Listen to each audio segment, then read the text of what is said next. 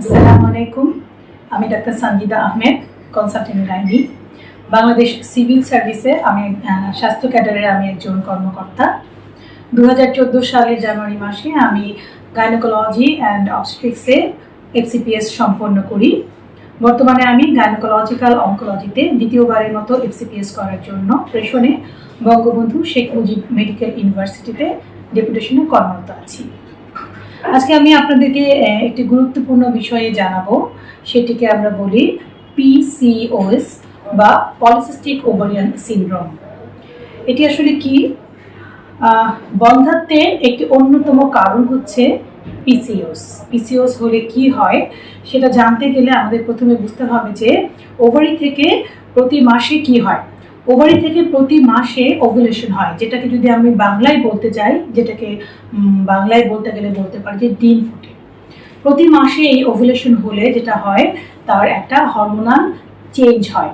কিন্তু পিসিওএস এর ক্ষেত্রে দেখা যায় মহিলাদের ক্ষেত্রে প্রতি মাসে ওভুলেশনটা হয় না, সেজন্য তার মান্থলি ওভামটা বের হয় না, তার মান্থলি মেনস্ট্রুয়েশন হয় না। তো রোগীদের তখন কমপ্লেইন হয় যে আমার প্রতি মাসে নিয়মিত মাসিক হচ্ছে না। এখন প্রতি মাসে নিয়মিত মাসিক হচ্ছে না এবং এই যে হরমোনাল ইমব্যালেন্স হয়, সেজন্য রোগী দেখা যায় তার ওজনটা বেড়ে যায় এবং বিবাহিত দম্পতির জন্য নতুন সমস্যা, যেটা বাচ্চা আসে না। আর এছাড়াও কিছু কিছু সমস্যা হয়, যেমন মহিলাদের অবাঞ্ছিত লোম দেখা যায় মুখে বা শরীরের অন্যান্য জায়গায়, অবাঞ্ছিত কালো কালো লোম দেখা যায়, কারো কারো ক্ষেত্রে অত্যধিক ব্রণ দেখা যায়। পিসিওএস এর ডায়াগনোসিস করার জন্য আমরা বিভিন্ন রকমের পরীক্ষা নিরীক্ষা করে থাকি। তার মধ্যে একটি হচ্ছে আমরা ট্রান্সভাজাইনাল সোনোগ্রাফি বলি, একটি বিশেষ ধরনের আল্ট্রাসোনোগ্রাম।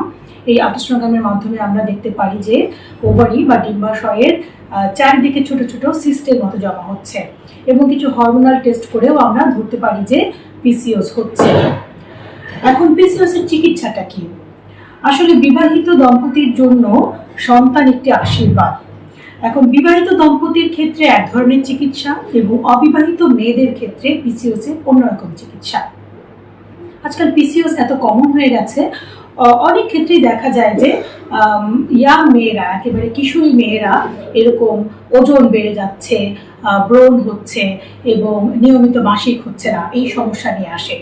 তো অবিবাহিত মেয়েদের ক্ষেত্রে আমরা মাসিকটা নিয়মিত করার জন্য এবং যেন ন্যাচারালি তার ওভুলেশনটা হয়, সেজন্য আমরা চিকিৎসা দিয়ে থাকি। কিন্তু বিবাহিত মেয়েদের মহিলাদের ক্ষেত্রে আমাদের চিকিৎসাটা একটু ভিন্ন রকমের হয়ে থাকে। সেক্ষেত্রে আমরা যাতে মান্থলি ওভুলেশন হয় সেজন্য আমরা ওভুলেশন বা ডিম ফোটানোর জন্য ঔষধ দিয়ে থাকি। পাশাপাশি অত্যন্ত গুরুত্বপূর্ণ একটা কাজ উভয় ক্ষেত্রেই, বিবাহিত অবিবাহিত উভয় ক্ষেত্রেই, সেটি হচ্ছে গিয়ে ওজন কমাতে হবে। যদি ব্যায়াম এবং ডায়েট এই দুটো করে ওজন না কমানো যায় তাহলে কোনো ট্রিটমেন্টই পেশেন্টের জন্য রেসপন্স করে না।